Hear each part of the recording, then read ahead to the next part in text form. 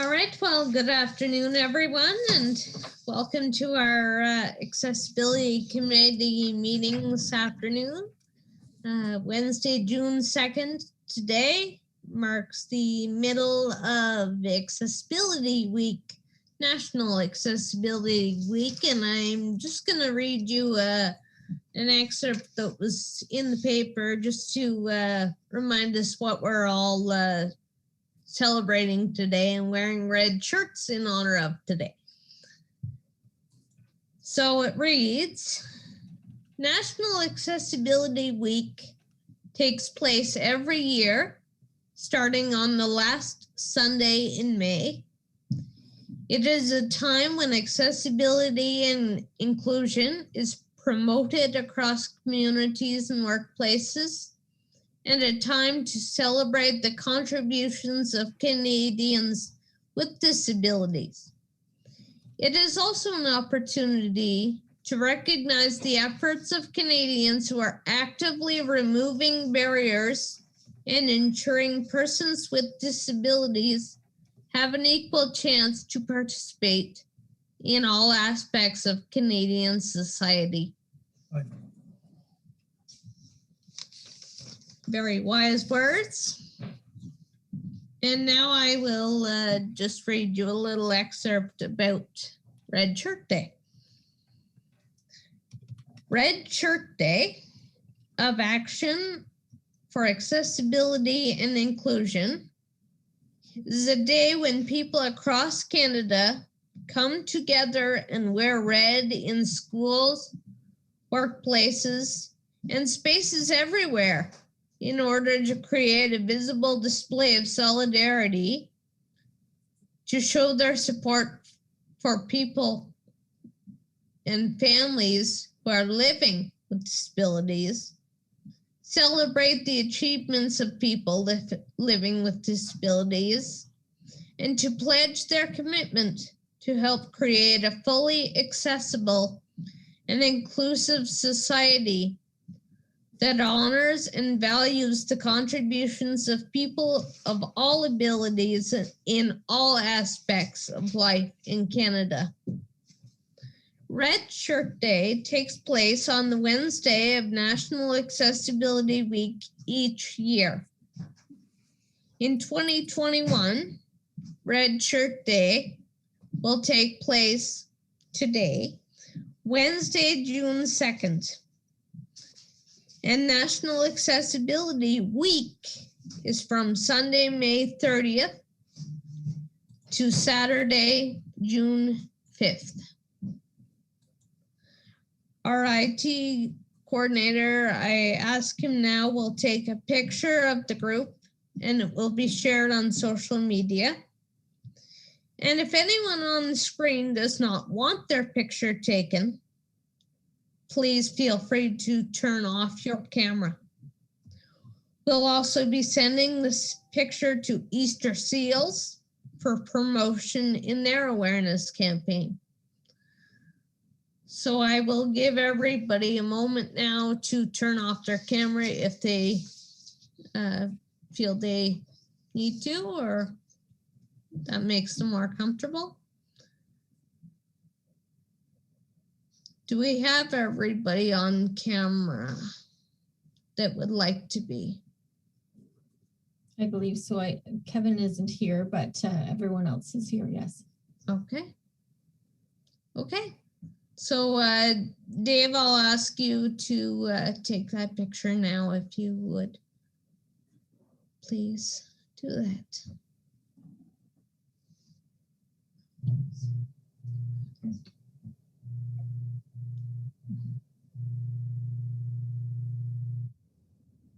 Okay, thank you very much. Now we'll move into the meat of our meeting today. So we'll start off with amendments to the agenda. Does anyone have any amendments today? Anything they would like added or anything? No, I'm seeing none. Councillor McGuire, I can't see your camera. Is there anything that you would like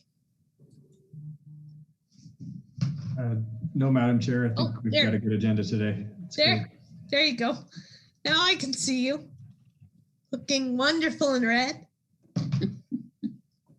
Okay, and now we'll move on to disclosures of conflicts of interest. Is there anything anyone would like to disclose there? Oh, I'm seeing none. Just confirming I'm seeing none. Okay, and now we will move on to the adoption of the minutes from the previous meeting. And Corey has brought to my attention that meeting took place on May 5th as opposed to May 3rd, which I didn't catch. So thank you very much, Corey. So I will ask for someone to make a motion to move those minutes, please. I'm having trouble. Councillor McGuire, thank you. And could I have someone second his motion, please? Sure. Dan, thank you very much. Okay, so now we will move on, and we have the pleasure of having a delegation this afternoon. So I would like to welcome and introduce Heather Johnston, local woman and a lifelong friend of mine. And also she's got with her Dan Samash, and I hope I'm pronouncing that correctly. And they're going to talk about some of their work for employment with disabilities, specifically their work from the Institute for Work and Health. So I will turn the floor over now to you two. Great, thank you, Lucy. So I will just check in with Dave to make sure. I think I'm good to share our PowerPoint. So I know we sent some slides, but I'll just play that. Can I confirm that you folks can all see? Yep. Fantastic. Okay. So we'll just start with a little introduction. And as Lucy mentioned, yes, I grew up near and dear to Smith Falls. So it's great to be chatting again with many folks from back home. A little bit about kind of where my path has taken me. I went to school out on the East Coast in Dalhousie, and then moved to Toronto to do more school. So still in school, but also working at the Institute for Work and Health, involved a variety of different research projects related to both disability as well as occupational health and safety, ergonomics and biomechanics. So how do we kind of accommodate in the workplace? And I'll let Dan introduce himself as well. So Dan, off to you. Yeah. Sadly, I didn't grow up near Smiths Falls, but I'm really excited to be here and learn too about the work that you're all doing. My background is primarily all of my research really focuses on disability and employment in some way. I'm a postdoc right now working at the University of Toronto and the Institute for Work and Health. And a lot of my work has to do with disability and leadership, and specifically kind of facilitators of entry into leadership positions, what the barriers are there, and also what the ways of navigating those barriers are. So yeah, we'll dive into some more of that later.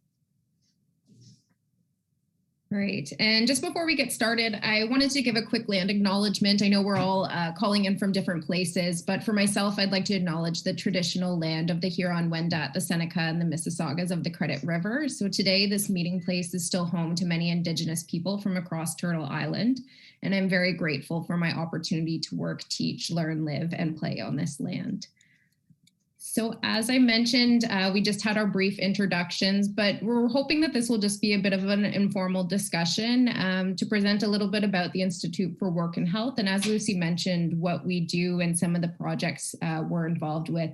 We'll talk a little bit about a project that Dan and I have been working on for a number of years now, and then also highlight some of his doctoral research and some other projects going on at the Institute. So at any point, if there are questions of clarification, please feel free to let us know, or we're happy to take some at the end of the call as well. And so the Institute for Work and Health, we're a not-for-profit organization here in Toronto, and we're kind of aiming to be the leader in work and health research. And so that can be anything from workplace injury in terms of prevention and management, as well as occupational health and safety, then moving kind of more towards the disability management side, as well as accommodation and accessibility in the workplace. So it's nice and fitting for the topic of your meeting here today. And I've highlighted on this slide a couple of the key research areas that you'll find some of the scientists and investigators looking at here at the Institute for Work and Health. So beyond just thinking of accessibility and inclusion, you'll see occupational health and safety practices, as well as regulation and enforcement, also measures of clinical treatment and management, and a little bit of work to do with the compensation and benefit policy systems. We also work with a variety of different places throughout Canada. So this includes universities, research institutions, a variety of stakeholder networks. So we don't really work in isolation. We like big partnerships, and we like getting the perspective of individuals who are facing challenges and barriers. And that's also something we'd like you to keep in mind today as we're presenting with you. Anything that you're finding that could be useful that we could maybe move forward and help research as well. One of our research partners that is of great interest, I think, for you folks on the Accessibility and Inclusion Committee would be the Center for Research on Work Disability Policy. And I'll let Dan just kind of give a little bit of info about that. Yeah, so the acronym for that group is CRWDP. It's a really wide network of researchers across Canada doing anything really related to disability and employment and disability and policy. It spawned off into a conference that happens every year now in Ottawa called the Disability and Work in Canada Conference.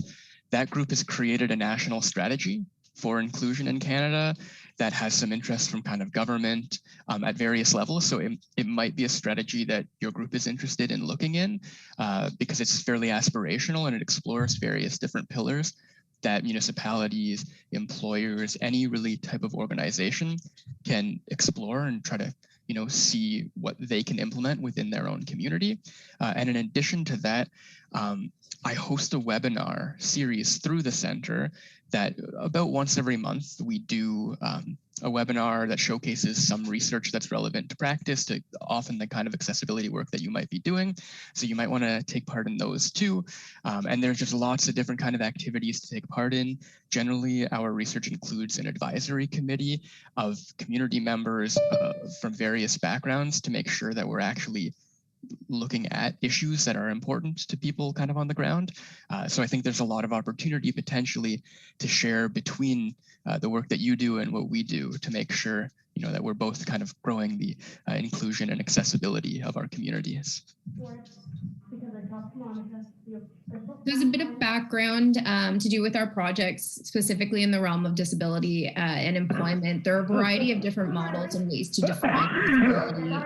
And just kind of for the importance of today, what we want you to know is that we look at disability as this very complex and multi-layered phenomena. So in that, we want to see kind of the relationships between an individual and their environment. And really do see disability as a relational concept rather than just a functional limitation or looking solely at the barriers that are in an environment. We want to kind of understand that interaction piece that's there. And so one of the projects, as we mentioned earlier, that we've been involved with probably since 2017, it started as an Ontario project and then moved to a Canada-wide national project, was looking at financial incentives to promote employment of people with disabilities. And so we were trying to look both within Canada as well as internationally to see if there were different ways that we could use different funding envelopes to help employers both get people with disabilities into the workplace and sustain employment. And so from some of the pieces of the projects, we've found some different locations that financial incentives can be embedded. And so these can be within the system. You might see different legislations and quotas. Internationally, there are countries that will use quota systems. So they'll ask employers to have a certain level of individuals with a disability being employed. We don't see that here in Canada, but there's a variety of other little legislations that kind of trickle their way into employment. The second piece we're looking at is describing what these incentives might look like. And so they can come in the form of trying to kind of get in on the start of the employment journey all the way through to maintaining employment. So focusing kind of in on the hiring and promotion side or getting into the retention. And these financial incentives can be embedded in the hiring process, transition into work, but then also training and education as well as accommodation. Yeah, so here are kind of some of the findings of a lot of the research that we did talking to service providers. So this would usually be kind of employment, nonprofit related organizations to try to understand how funding can be used to support employment and to increase employment, as well as kind of career success later on. This slide, there's a lot going on here, so I'll just focus on the yellow arrows. The really important pieces here, even though this was about funding of kind of financial incentive packages, supports for employment, it's still, I think, highly relevant to your work because the core of how to make a funding package inclusive relates to accessibility more broadly. So the first arrow there is funding flexibility. In a lot of cases, we found that programs that were inflexible cause problems because even though we're talking about accessibility and inclusion for persons with disabilities, ultimately we have individuals and every individual has different circumstances, they have different interests, they have different motivations, they have different needs. And if funding isn't flexible, then those needs or interests and so on can't necessarily be met. So in some cases, something like an income supplement might be beneficial. In other cases, what a person really needs is money to take the bus to work. And if funding doesn't allow for that, then you can give someone all of the skills that they need for the job, for the interview, you can get them their work clothes and so on. But if they don't have access through transportation, then they're not going to be getting to that job, right? And then the next 2 points are kind of more contextual. So one is about the employment journey. There, the key is to remember that often in research and also in practice around accessibility, people tend to focus on the beginning, on getting into a job, but that is the first step. There are many other steps to maintaining a job and experiencing potentially promotion or sustaining a job, whatever it might be. So to remember that employment journey when you're thinking about accessibility. And then the last point there is about the context, right? If you're working with a small employer versus a multinational employer, things are going to be very different. You're going to have different barriers and you're going to have different facilitators as well. And that can flow through to all other different aspects of context, being things like accommodation and how the job itself is crafted. So Heather, I'll get you to move to the next slide, please. All of that can kind of come together to form these 3 C's on this slide here. So we'll just focus on the 3 big words at the top, and that being that funding, if it's going to be successful, if it's focusing on sustainable employment for persons with disabilities, it's first and foremost needs to be customizable. It needs to be customizable to the person's circumstances. And that builds into topics of accessibility as well, right? If you're trying to make your own municipality accessible, then you need to have opportunities for flexibility and customization because you won't be able to predict every potential situation. So when the situations arise, you need to, have the ability to pivot and move and have creativity in order to manage those situations and navigate them. And then underneath being customizable are focusing on context. So really recognizing that in our case, it was an employer and an employee. Each of them has their own backstory, their own history, and their own circumstances. And then the last point is to be comprehensive, to remember that there is that employment journey. It doesn't just start at employment. And I'll go to the next slide again. Thanks. So this last piece is a bit of a change of topic. These are some projects that I've been working on over the past few years. The first one is near and dear to my heart. That was my doctoral dissertation. That was about 2 years of my life on that first bullet point. And primarily there, I've just done a lot of research in the area of what are the facilitators of advancing one's career and entering leadership positions when one has a disability. Given the time that we have, I won't dig too deeply into it, but if you have questions or you ever want resources and this sort of thing on that subject, I'd gladly share more. Super relevant to the kind of work that you're doing. The second bullet point around justice perceptions. Some of the work that I do focuses not only on how we accommodate in terms of the technical parts of accommodation, but how we accommodate in terms of how the person is treated when we're accommodating someone. And it's super important. It's critical to accommodation that a person is treated right with politeness, dignity, and respect, and these kinds of factors. And what we find is that if someone gets, potentially the same technical accommodation, but the social treatment is different, they're going to have vastly different outcomes in terms of experience in the workplace. So it's not to only focus on, what is the ergonomic workstation or whatever it is that someone might need, but also remember there's a kind of social element to accommodation as well. And the last point there is that Heather at the beginning commented on these different models of disability, right? The early model is like disability is medical, it's a health condition. In the 80s, people realized actually there's a social component to this. People are not getting jobs because they're not being allowed entry into jobs. It's nothing to do with the health condition, it's to do with people and this kind of social element. A third perspective is what's called an affirmative model, which says, there are these medical parts of disability in some cases, there's this social part of disability oftentimes, and there can also be really positive parts of the experience of disability as well. There is community, there is culture. In many cases, the experience of adversity leads to the building of skills that are often quite relevant to work context. So that last piece is some research that I'm doing, which again, I'll gladly share more with you if you want in writing or otherwise, on these kinds of subjects of when disability is actually of great benefit to individuals and to employers, to municipalities, and so on. And Heather, on to the next slide, please. Great, thanks, Dan. And so this last piece, as Dan was describing some of the other projects that he's been involved with, one thing I'd like to point you to, and we'll provide these resources towards the end for the website for the Institute for Work and Health, as well as CRWDP, is just to talk about other projects that are ongoing. So one that has been going on for a bit now at the Institute is on accommodating and communicating about episodic disabilities. And so we've focused on the employment journey in our work, but some of the other researchers are looking at some of the different contexts that you might find. So episodic disabilities may take form differently than, let's say, a physical disability or an intellectual disability, in that sometimes they're there, sometimes they're not. How do you take care of that in the workplace, and what does that look like?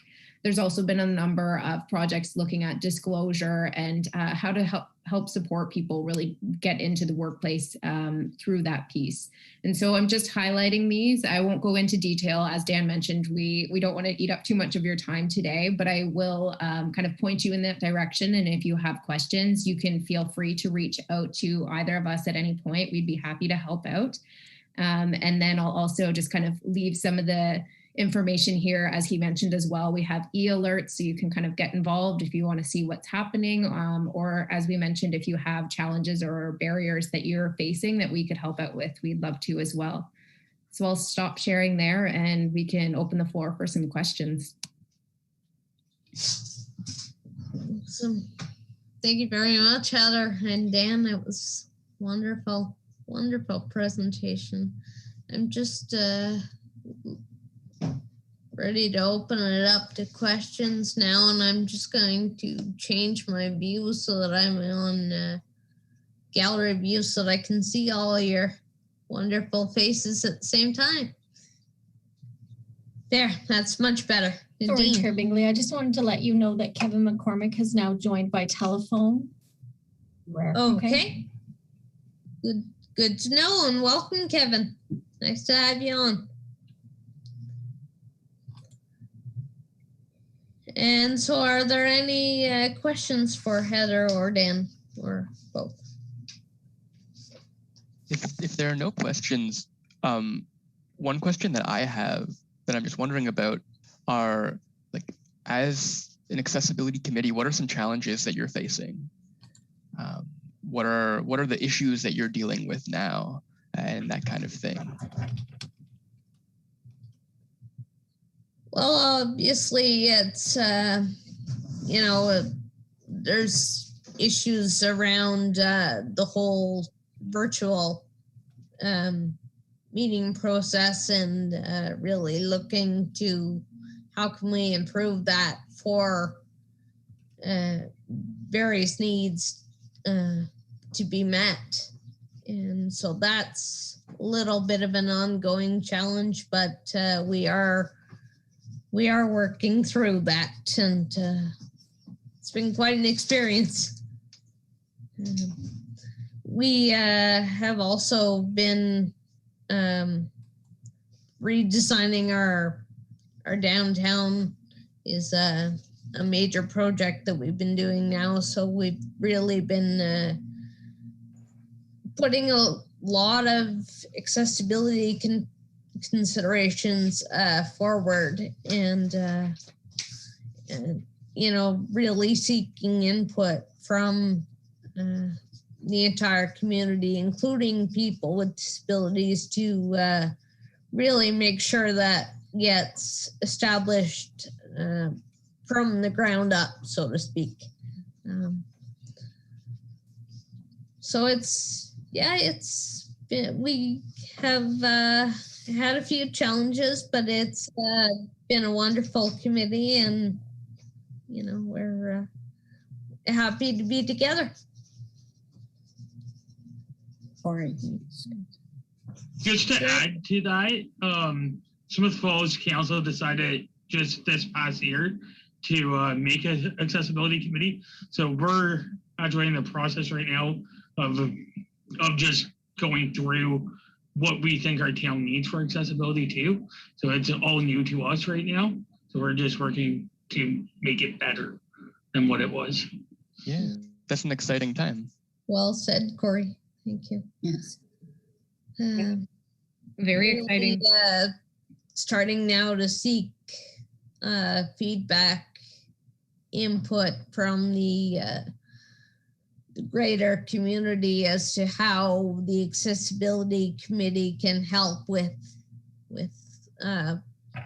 challenges that people might be facing, or things that they would like to see changed or improved or evolved.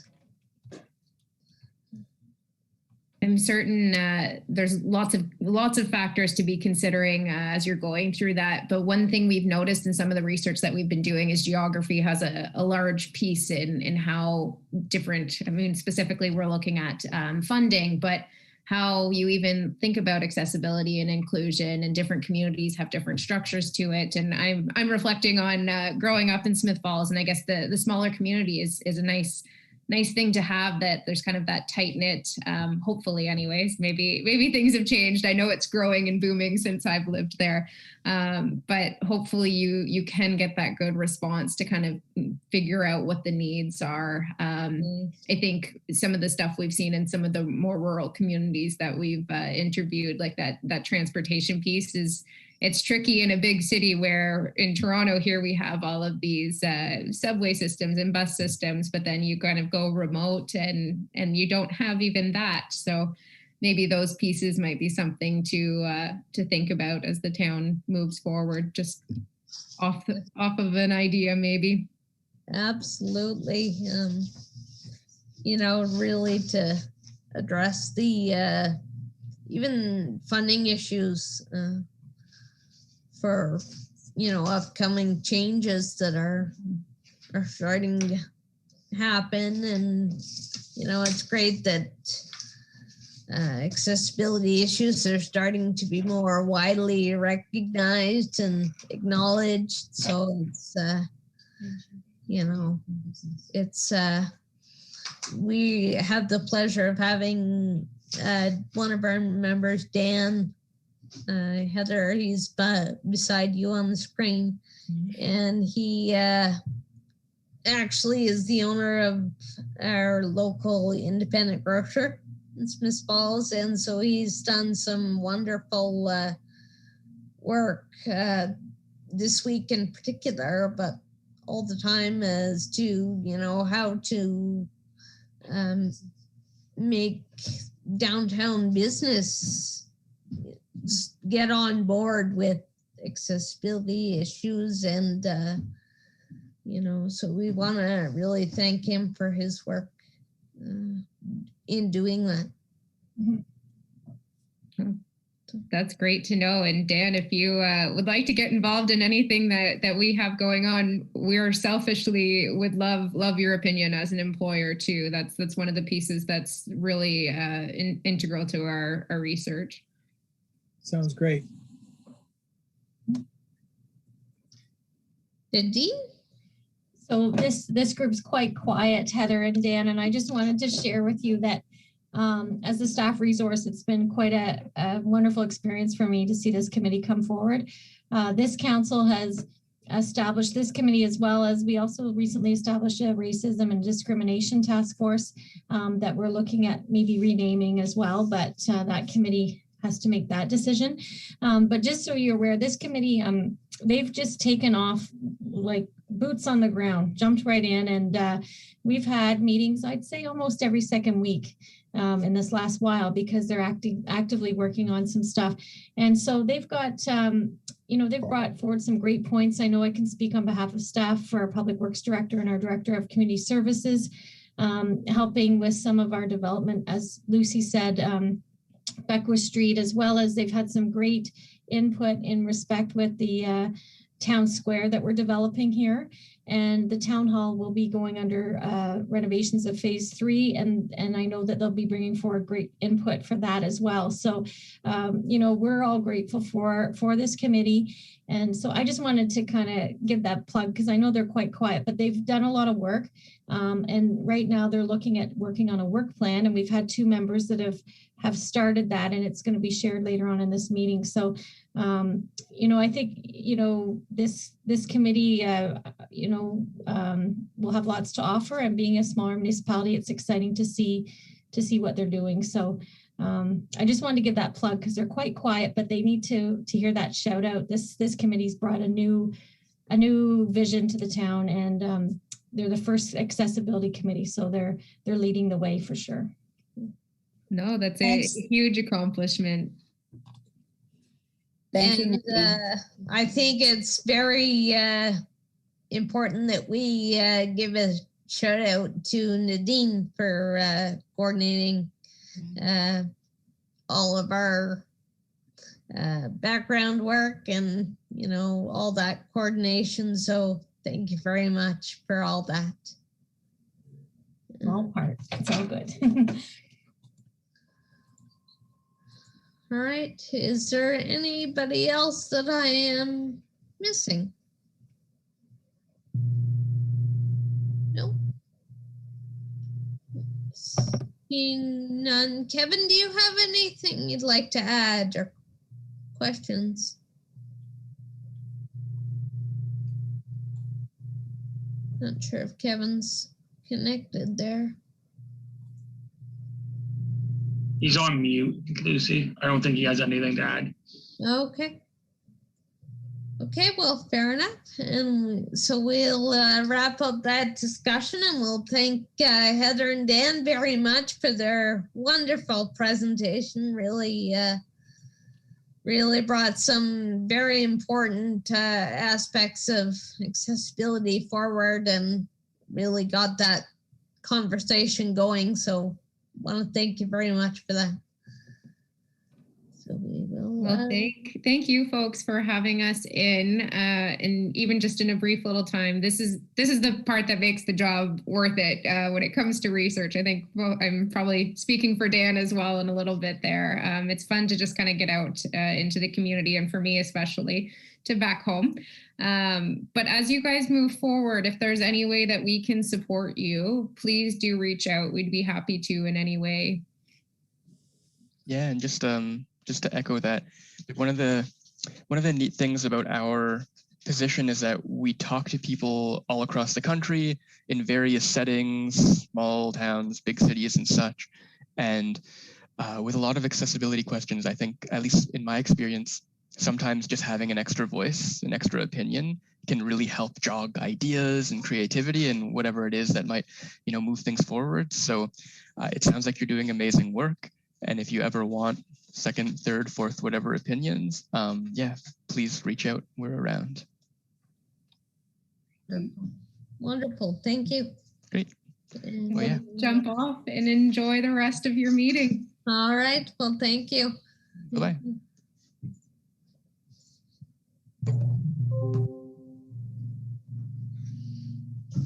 Okay, so that wraps up that wonderful delegation. So we will move along in our agenda now, and we'll move on. We don't have any correspondence items to address this afternoon. So we'll move on to our priority issue, and the agenda states that we are going to look at the work plan review developed by Councillor Allen and Katie. Now, I understand Councillor Allen is not able to be with us today, so perhaps Katie could speak to that wonderful work that we really thank them for doing, and just sort of give us a bit of background of how that work started and how they went about their development. So Katie, Sure. I can. Yep, certainly. I guess Lorraine and I were talking after the meeting, the last meeting, and I hate for weeks to go by without stuff happening. So anyway, she had said that she had done some work. She had a copy of the Brockville accessibility plan, and she felt that it was along the lines that we should have. And so we had a look at it together, at her house and my house. And I was able to put it on my computer. So she had made changes. And so we got on FaceTime and on the computer, and we just made the changes. And I did a bit more with the history and so on. And she read it over, she and her husband read it over, and they thought it was along the lines that we might like. So that's about it. It didn't take long. And, she had done quite a bit of it. I just really copied it, and we got it going. So. Well, the plan, Katie, certainly at this point looks like a very good backbone, if you like. Yes, it's only a draft. It's for everybody to have input and so on. Yeah. But yeah. Now, has everybody had an opportunity to read that or go through that?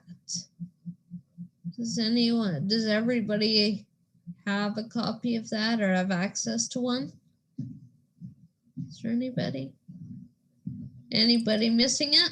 Nadine?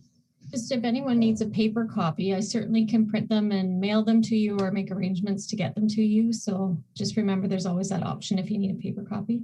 Okay, thank you. I think everybody seems to have a copy now. Kevin, are you okay with a copy, or okay to get in touch with Nadine if you would like paper? I think so. I can call him after and confirm. Okay. Sounds good. Thank you very much. We'll all right, so I think, Councillor McGuire. Thanks, Madam Chair, and big thanks to Katie and Lorraine for getting this draft together for us. I really like that the town project part's included, because I think we saw with Becker Street how fundamental it was to get that feedback in the design phase, to make some small tweaks to get a better end result for everybody. So really looking forward to that continuing. And I was excited to see the park accessibility plan in here, because that's something that a lot of our parks are older, and I don't know if they were designed with the current standards in mind. I thinking of like Murphy Park there, where we've got a curb all the way from the water treatment plant to the gravel, and probably neither of those entrance points are ideal for somebody with mobility issues. So those two are, I think, are really great. One thing I'd love to see in here would be something related to the downtown businesses, some kind of way we could work with them, work with Public Works, and come up with ideas that meet all of the, state of the art today's standards, but also kind of compromise a little bit on if they need to use sidewalk space or, things like the kind of conversations we had around the Rideau Hotel, but just being a little more proactive with maybe businesses that just need that opportunity shown to them. I think that could be an interesting thing for us to put some energy behind. Mm-hmm. Yeah, that would be great to see. Kelly. Don't know. I'm not sure if this is the right time or whatever to mention this, but I was at Rideau Ferry at the beach there, and I noticed they have like a ramp that goes right into the water. It's all gravel, so a wheelchair can go right into the gravel, right into the water. So I didn't know, I'm not good at timing here. I don't know if that's a good thing. It was on my mind, and I thought I would bring it up. I call it Hydro Park. I don't know if that's the right name, but I'm old school. For something that for the kids area. Yeah. Or any water, like whatever water, like that people can get into. It's like nailed right down, like it's secure, and it's like a long stretch, and it goes right into the water, and it's gravel, so they're not on grass, and it goes right into the water. That certainly is worthy of perhaps some consideration, and we can certainly discuss that when we have a full panel and, really continue that discussion. That sounds like a wonderful idea. Nadine. Oh, Corey, I think was before maybe. Oh, he was. Corey. Maybe Nadine or Chris can answer this for me, but if we actually put a ramp into the water, would the town be able to do that, or is that Parks Canada? Would that be up to Parks Canada because it's waterway? To Nadine? Actually, what I was going to suggest is the Parks and Recreation Master Plan is being done right now, and I know Director Manhire has sought input. However, it's something I could email him about, just say that it was brought up at our meeting. Ultimately, I believe you're correct, Corey, that it would have to, we'd have to seek approval through Parks Canada, but certainly something that we could get the ball rolling by sharing it with our Director of Community Services at this point. And maybe if they still have room for that input for that Parks and Recreation Plan, it could be incorporated somehow as input. Mm-hmm. Sure.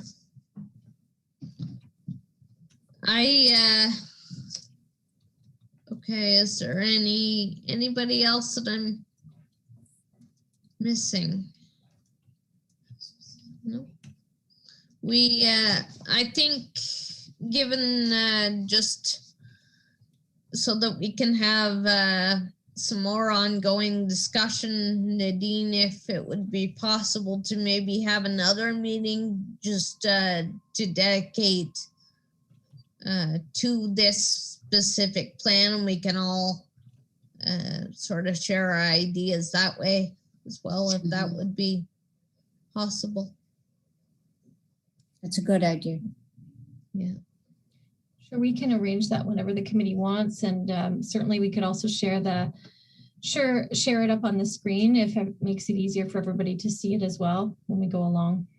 That would be wonderful, and then we can, go through it as a team and really look at what we need to look at in a very collaborative manner. That would be wonderful.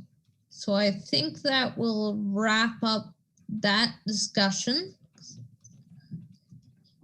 I don't think I don't think I'm missing anyone. So I think now, just looking, given the time, I think we will now have our discussion when our next meeting shall be.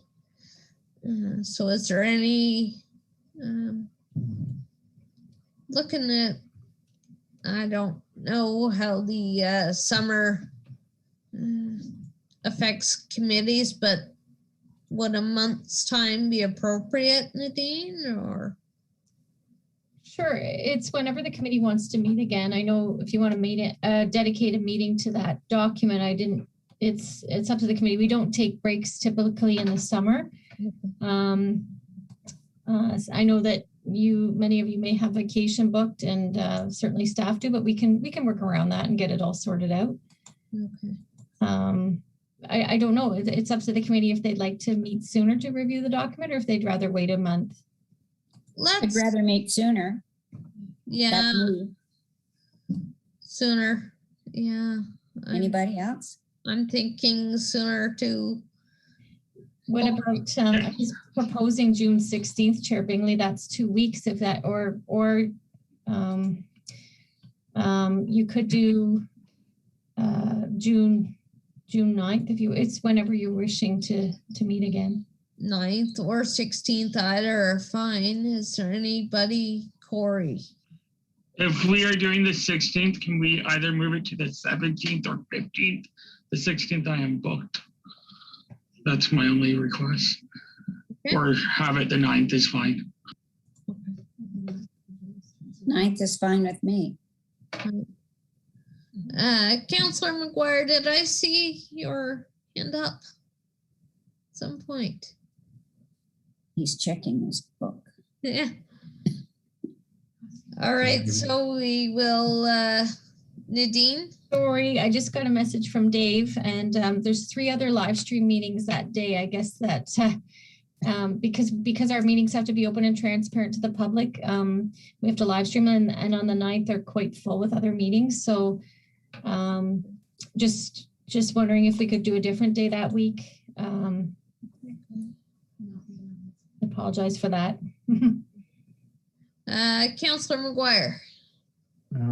I think the 16th is the Heritage meeting, but the 23rd would be, maybe that would be another option if it's not too late. Does Thursdays work for people or not? Sorry, Corey, I missed that. Yeah, 3 or after 2:30. Or 2:30 is the time, sorry. Yeah. Thursday's a bit full that day on the 24th, but we could do. I was thinking the 10th. That's all. Okay. Sure. Sorry. I can do anything the week of the 11th, excluding the 11th. That day I'm not able to do, but any other day that week is. What about 10th? Is fine. 10th's fine with me. We want to do the 10th? At 2:30? 10th at 2:30 is that good for everyone? Sure. Okay. Yeah. Okay, and I would ask just prior to that meeting if everybody could just have another look at that document and just kind of make some notes as to what you would like to bring forward at the next meeting, and we can perhaps make changes or whatever needs to be done at that time. Kelly? Nadine, can you print me a copy, please? Sure. Me as well. You too? Okay, yeah. Yeah. I'll get them printed and let you know when they're ready. We'll make a arrangement. I know it. I have it. It's paper. No, I have it. It's not technology.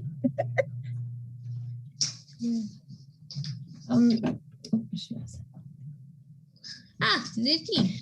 Chair Bingley, just procedurally, I'm wondering if, because there was such a unanimous support about the recommendation to the Director of Community Services, wondering if you just wanted to pass a motion to submit that piece of information or advice or request that through the Parks and Recreation Master Plan that they consider some type of ramp, accessible ramp at that park. It's just a recommendation from the committee, but it would formalize it for the minutes, and then I can actually just send that to the Director of Community Services if everyone's supportive. Yep. So Yep. For that, just for procedurally, Chair Bingley would just need to seek a mover and seconder for that. Okay. All right. Could I have someone move that motion, please? Kelly, thank you. And could I have someone second her motion? Corey, thank you. And so we will bring that forward, and we will have further discussion on that. And I think that wraps up the conversation there. So I think we are wrapped up for today. So unless there's anything that anybody else would like to talk about. No. Okay, so could I have a motion to adjourn the meeting, please? I so move. Thank you, Katie. And could I have someone second her motion, please? Thank you, Jen. And so that wraps up our meeting, and I hope everybody has a wonderful day. Thank you. You too.